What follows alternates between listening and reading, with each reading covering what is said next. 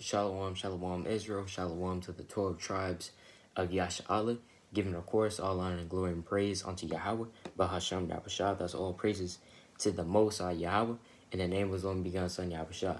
Alright, shalom, shalom, Israel, and I'm gonna get straight into this.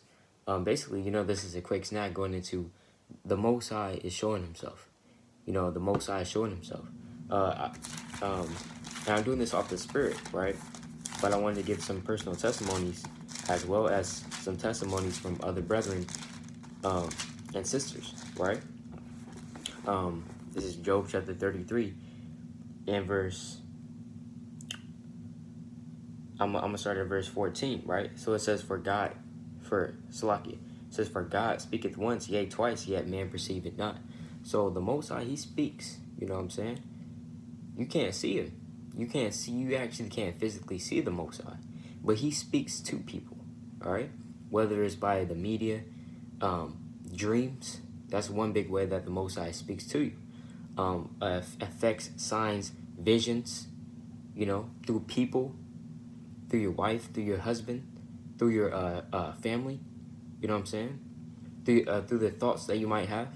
So the Most High, He can communicate to you via even an angel. You know what I'm saying? But in order for an angel to visit you, you have to be on a certain type of level. You know what I'm saying? But let's I'm gonna keep going. Yet man perceive it not. So sometimes man doesn't have that spiritual discernment to tell whether or not the Most High is speaking to them. Verse 15, in a dream, in a vision of the night, when deep sleep falleth upon men, and slumberings upon the bed. So when you're sleeping in your deep sleep, they call it the rapid eye movement. That's when you're in a deep sleep. You know what I'm saying? That's when you dream, right? But when you're dreaming or whatever, the Most High, He can visit you through a dream. He can show you some signs and symbols, right? Verse 16, then He openeth the ears of men and sealeth their instruction, that He may withdraw man from his purpose and hide pride from man. He keepeth back his soul from the pit and his life from perishing by the sword. See that? So yeah, you know what I'm saying? That's it on that. So the Most High, He can speak to you through visions, through dreams. You know what I'm saying? Like I keep reiterating. And the Most High, He's speaking and He's showing Himself in these days that we're living in, because we are living in the end times. Let's go to Joel. Let's go to the book of Joel real quick. I don't want to make this too long, you know what I'm saying? Just a quick snack. This is Joel chapter 2 and verse 20. I'm going to start at 27.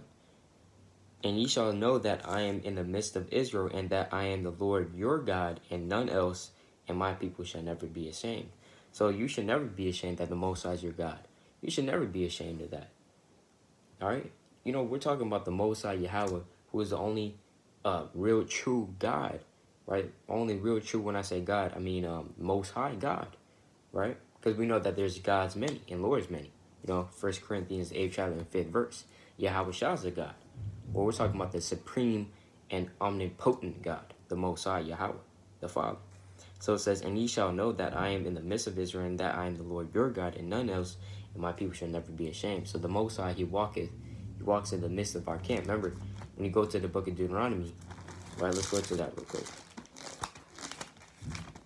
The Most High never said that He dwells in the tents of Moab. He never said that He dwells in the tents of Babylon, right? That's not where the Most High is located at.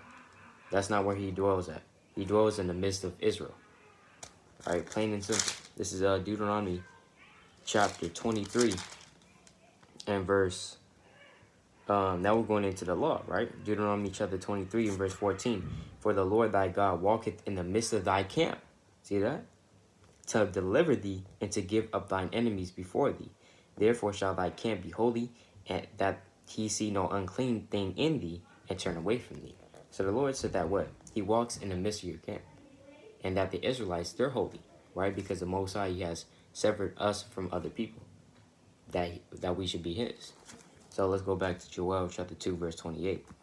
And it shall come to pass afterward that I will pour out my Spirit upon all flesh, and your sons and your daughters shall prophesy, and your old man shall dream dreams, and your young man shall see visions. So the Lord said that what He was going to pour out His Spirit upon all flesh. You know, the young men, we are receiving dreams. The old men are receiving visions. All right, Israelites, we're receiving dreams and visions and signs all over the place.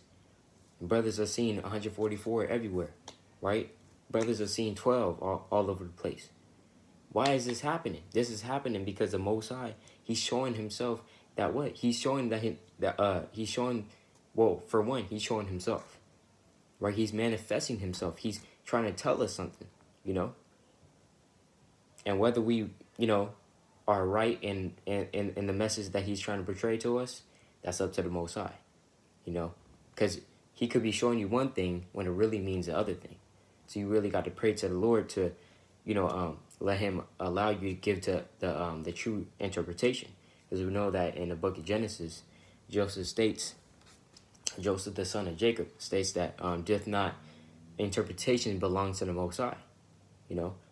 So whenever you are confused on a dream that you had and you might think that it's symbolic for something, hey, don't be afraid to ask the Most High through prayer, right? But it says that and your sons and your daughters shall prophesy. You have that right now. You know, brothers and sisters are getting dreams, and now they're telling the dreams to Israel, and it's uplifting Israel, because we know we're living in the end times.